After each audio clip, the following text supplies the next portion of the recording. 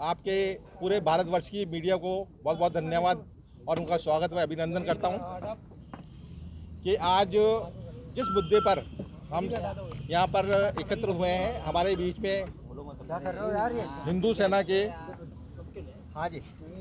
के राष्ट्रीय अध्यक्ष विष्णु गुप्ता जी पधारे हुए हैं। इनके साथ में आचार्य मदन जी हरिद्वार से पधारे हुए हैं और हमारे बीच में तरुण जी वर्मा जो कि कार्यक्रम संयोजक भी हैं और शिवसेना के प्रमुख हेमंत वर्मा जी भी हमारे साथ उपस्थित हैं। इन सब ने बैठ के जो रूपरेखा तैयार की है, ये हमारा जो आज प्रेस कॉन्फ्रेंस करने का जो मुख्य उद्देश्य यह है कि अजमेर का जो सौहार्दपूर्ण वातावरण बना रहे। इसके पीछे कारण यह है कि लोगों में विभिन्न प्रकार की भ्रांतियां फैल गई हैं। कोर्ट में मुकदमा करने का सबको संवैधानिक अधिकार है और इसको किसी से न तो कोर्ट मना करती है, न संविधान मना करता है, न कोई राष्ट्र की कोई नीति और विधि करती है। तो हमारे विष्णु गुप्ता जी ने जो मुद्दा उठाया है वो मुद्दा है। अब जो न्यायालय तो तय निर्णय करेगी वो फाइनल होगा। आपका किसी का संवैधानिक अधिकार नहीं छीन सकते कि न्यायालय में न जाए और फिर इस प्रकार से किसी को धमकी दें, गलत बोले, अनगल बात करें। और हमारे अजमेर शहर का वातावरण किसी भी दृष्टि से हम बिगड़ने नहीं देंगे। विष्णु जी गुप्ता को जब सारे संगठनों ने मना कर दिया, इवन तक आरएसएस, विश्व हिंदू परिषद और भारतीय जनता पार्टी, क्योंकि वो सत्ता में है, उनकी भी मदद हो सकती है क्योंकि उनके ऊपर आरोप लग जाए कि भाई ये आप करवा रहे हैं। जबकि विष्णु गुप्ता जी ने जो मामला किया वो अपने स्वयं विवेक से किया है।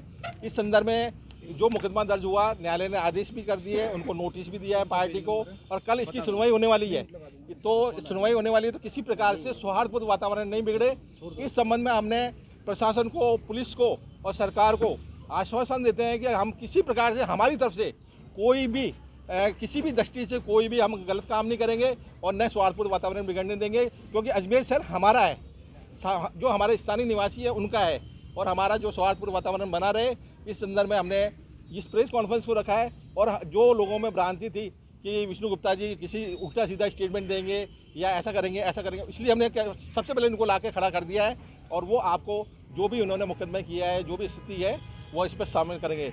दूसरी बात है कि जब उनको सिक्योरिटी नहीं दी गई और हमको ऐसा लगा कि इनको जान से मारने की धमकी दी है, हमने संभागीय आयुक्त के द्वारा मुख्यमंत्री को पत्र लिखा और आपको बहुत बहुत पत्रकारों का और सभी पुलिस प्रशासन का बहुत बहुत आभार कि इनको सुरक्षा मिल गई है, पीएसओ मिल गया है, इनकी सुरक्षा की व्यवस्था हुई है। और कुछ अभी हमारी मांगें अधूरी रह गई हैं जो अब हम कल प्रशासन से मिलेंगे और उनको मांगों को भी पूरा करने की कोशिश करेंगे। जो सबसे बड़ी समस्या थी हमारे विष्णु गुप्ता जी की, जो जीवन को खतरा बना हुआ था कुछ लोगों से, जिस प्रकार से हमारे पास समाचार आ रहे थे और हमको लग रहा था, तो वो हमारे पुलिस प्रशासन और सरकार ने हमारी उस मांग को पूरी करके, इसलिए हम उनका बहुत बहुत आभार व्यक्त करते हैं। अजय शर्मा जी ने जो आज इस मुद्दे पर समर्थन दिया है वो मैं मानता हूँ पूरे अजमेर की जनता का यही मत है और मैं पूरे अजमेर की जनता और अजमेर के सभी देशवासियों को मैं धन्यवाद देता हूँ और अजमेर की धरती को मैं एक बार पुनः हाथ जोड़ के नमन करता हूँ, क्योंकि ये धरती वीरों की धरती है। और यहाँ आपने देखा जो मोहम्मद साबुद्दीन गौरी 1150 ईस्वी में वो यहाँ आया और भारत में आकर उसने अजमेर ही चुना, क्योंकि अजमेर जो बहुत फलती फूलती एक जगह थी, एक शासन था जिसका नाम अजय मेरू था। अजय जो थे पृथ्वीराज चौहान जी के फादर थे, उनका नाम अजय था और उसी के नाम पे इनका अजय मेरू इस शहर का नाम पड़ा। तो ये फलता फूलता जो शहर रहा, उस शहर को लूटने के लिए आताताई यहाँ आए और जब मोहम्मद साबुद्दीन गौरी पहली बार आया तो उनकी सेना में एक सैनिक थे जो आज ख्वाजा साहब के नाम से जाने जाते हैं, वो उनके सेना में आए थे और ऐसा बहुत सारे साक्ष्य हमारे पास मौजूद हैं। वो साबुद्दीन गौरी के साथ ही आए थे और आने के बाद जब साबुद्दीन गौरी हार गया, भाग गया, लेकिन ख्वाजा साहब यहीं डटे रहे और यहाँ डटे रहे। डटने के बाद उन्होंने यहाँ काम क्या किया, उन्होंने कहा कि इस्लाम का शांतिपूर्वक प्रचार किया। लेकिन कुछ मुसलमानों की खुद की किताबें ये कहती हैं ख्वाजा साहब ने 90 से 95 लाख लोगों का इस्लाम में धर्म परिवर्तन कराया। तो मैं मानता हूँ जब कोई व्यक्ति शांति का प्रतीक या कोई सूफी समाज से ताल्लुक़ रखता है, वो चाहे हिंदू हो या मुसलमान हो, वो मानवता की बात करेगा। वो ये नहीं करेगा कि आप हिंदुज़म गलत है, इस्लाम ठीक है, या इस्लाम गलत है, हिंदुज़म ठीक है। तो ये सारी चीज़ें हैं, लेकिन सब लोग जानते हैं, लेकिन लोग बोलना नहीं चाहते। अब मैं यहाँ यही चाहता हूँ, मैं यही कहना चाहता हूँ इस विषय पे, हमारे पास बहुत सारे साक्ष्य थे कि जो अजमेर की जो दरगाह है, जिसे लोग दरगाह ख्वाजा साहब के नाम से जानते हैं, वो असल में भगवान संकट मोचन महादेव विराजमान मंदिर है और शिव मंदिर है। इसके सभी साक्ष्य हमने माननीय अदालत के समक्ष रखे। अदालत ने हमसे बहुत सारी बातें पूछी, बहुत सारा संशोधित दिया, हमने जवाब दिया, जैसा कि सभी लोगों को मालूम है पूर्व में। अब उसमें सभी पार्टियों को नोटिस हो चुके हैं। अब उन पार्टियों के जवाब आने हैं, जो कि तारीख कल है 20 दिसंबर 2024। कल सभी पार्टियों के जवाब आएंगे। मैं भी उसी कोर्ट में, उसी डेट के सिलसिले में दोबारा मेरा अजमेर आना हुआ है। तो अब हमारी कोर्ट में हमारी पूरी बहुत अच्छी तैयारी है कि जो ये दरगाह है वो असल में दरगाह नहीं, संकट मोचन महादेव मंदिर है। ऐसे साक्ष्य बहुत सारे हमने पेश किए। जैसे आपने सुना होगा, असाउद्दीन ओवैसी जो सांसद है MIM पार्टी का, उसने बोला आमिर खुसरो, वो एक किताब बता रहा है, बता रहा है 1300 ईस्वी किताब। मैं यहाँ एक किताब और आप लोगों के सामने पेश करना चाहता हूँ। इस किताब का नाम है पृथ्वीराज विजय। ये 1250 ईस्वी की किताब है, 1250 ईस्वी की। वो बता रहे 1300 ईस्वी की, 1250 ईस्वी की। और इसमें अजमेर के बारे में और मंदिर के बारे में और यहाँ की चर्चाएं के बारे में सब कुछ लिखा है। ये भी किताब हम जल्दी ऑन रिकॉर्ड माननीय अदालत के समक्ष रखेंगे, ये हम फाइल करेंगे।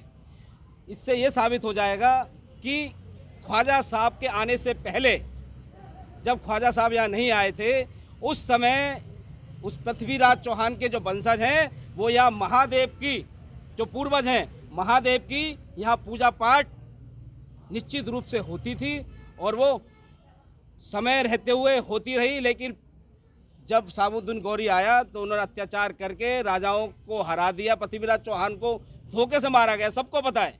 पृथ्वीराज चौहान ने बार बार उसको छोड़ा, लेकिन एक बार धोखे से पृथ्वीराज चौहान को हराया और उनको बांध के यहाँ से ले गए और उनकी आंखें फोड़ दी गई। ये बहुत ही शर्म की बात है, अजमेर के लोगों के लिए बहुत ही शर्म की बात है। और उनके हत्यारे आज भी हैं यहाँ। तो मैं ये ही कहना चाहता हूँ कि जिस व्यक्ति ने अजमेर दरगाह का निर्माण किया, उसी व्यक्ति जो खिलजी खानदान से ताल्लुक़ रखता है, उसी व्यक्ति ने 2.5 दिन का झोपड़ा, जो कि संस्कृत वेद विद्यालय होता था, उसको तोड़ दिया, फोड़ दिया और एक मस्जिद बना दी। और उसी व्यक्ति के खानदान के लोगों ने संस्कृत वेद विद्यालय। सबसे पहले अजमेर की जनता का धन्यवाद कि इस विषय पर उन्होंने पूर्ण अपना समर्थन दिया है और इस बात की मांग और सर्वे की जो मांग है उसका समर्थन करने का जो सहयोग विष्णु गुप्ता जी को भी मिला है और हमारे अजय शर्मा जी ने भी बताया कि यहाँ की जनता का हमें बराबर सहयोग मिल रहा है। इसके लिए इस प्रदेश की और इस जिले की, अजमेर की विशेष रूप से सभी का बहुत बहुत धन्यवाद कि इस पर एक जांच होनी चाहिए। देखिए, ये 12वीं शताब्दी का विषय है जब मोइनुद्दीन चिश्ती की यहाँ पर आगमन होता है। उसी समय पृथ्वीराज चौहान जी तेहरान के युद्ध में हारते हैं, जबकि उससे 1 साल पहले मोहम्मद गोरी को उन्होंने हराया था। देखिए, ईरान से कोई व्यक्ति आता है और यहाँ पर अपना धर्म का स्थापना करता है और हमारा राजा, हिंदू राजा जो दिल्ली में भी सिंहासन बैठे थे, वो हार जाते हैं। ऐसे ही कश्मीर के अंदर 15वीं शताब्दी में ईरान से सूफीवाद आए और हमारे वो हिंदू राजा थे, ख़त्म हो गए। उसके बाद से हमने कितना लंबा संघर्ष किया। देखिए, धर्म का आड़ में बहुत कुछ राजनीतिक षड्यंत्र भी होते हैं। भविष्य में ये षड्यंत्र ना हो, भारत पूर्णतः सुरक्षित रहे, इसलिए इन सब की सर्वे होनी चाहिए और जांच सामने आनी चाहिए, ताकि इतिहास में जो गलतियां हम लोगों से हुई हैं, हमने धर्म के नाम पर उदारता रखकर इस देश के टुकड़े भी करवाए हैं। बांग्लादेश का जो आज हाल हो रहा है वो दोबारा से 1947 जैसा पहुँच गया है और भारत फिर असुरक्षित हो चुका है। तो ये केवल सर्वे एक नहीं है, संभल भी हो गया, अयोध्या भी हो गया, काशी भी हो गया, सब जगह, तमाम जगहों पर ये चीज़ें हो रही हैं। तो ये शायद एक बहुत बड़े राजनीतिक जागरूकता का एक प्रतीक है कि हिंदू जग चुका है। इसके लिए मैं पुनः सबका बहुत बहुत धन्यवाद करूंगा। विष्णु जी ने जो इस प्रयास में दिल्ली से आकर इस मुद्दे को यहाँ पर उठाया है, इसकी बहुत आवश्यकता थी और अजमेर की जनता उनका पूर्ण समर्थन करती है। इस बात को सुनकर और देखकर बहुत अच्छा लग रहा है। धन्यवाद। आचार्य जी, जहाँ आप तरफ कह रहे हैं कि राजनीति जग चुकी है अजमेर के अंदर, और लेकिन वहीं हिंदूवादी संगठन चुप है, भारतीय जनता पार्टी चुप है, आरएसएस इस मामले में चुप है, क्या कहना चाहेंगे? देखिए, आरएसएस एक न्यूट्रल संगठन है, वो एक सेवा के लिए संगठन है। उनका एकदम स्पष्ट राजनीतिक मत कभी था ही नहीं। वो देश की सेवा के लिए है, इसलिए उनको तो अभी दौर किए। भाजपा की बात है, भाजपा सरकार में इस समय है और हम उम्मीद करते हैं कि सरकार इस संबंध में जितने भी उपद्रवी होंगे, जो न्यायिक प्रक्रिया में बाधा डालने वाले, उनको शांत करने का काम करेगी। भाजपा तो बल्कि कहती है ये कांग्रेस के एजेंट है, नहीं, ऐसा कुछ भाजपा नहीं को है। बदनाम करने के किसी लिए कार्य एक कर रहा है। व्यक्ति के मत से पूरी पार्टी का मत नहीं होता, इस पर भी ध्यान रखिएगा। चलिए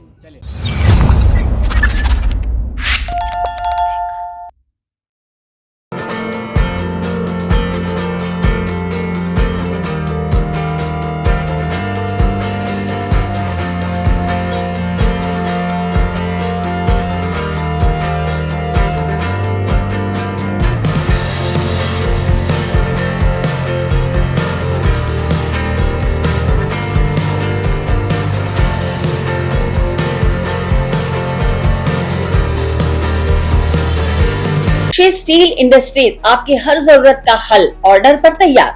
हमारे यहाँ सभी प्रकार की अलमारियां, रैक्स, सेटी, कूलर एवं वार्डरोब विशेष ऑर्डर पर बनाए जाते हैं। गुणवत्ता और टिकाऊपन का वादा एक ही स्थान पर, पता श्रीनगर रोड, अजमेर। अधिक जानकारी के लिए संपर्क करें 9166302640।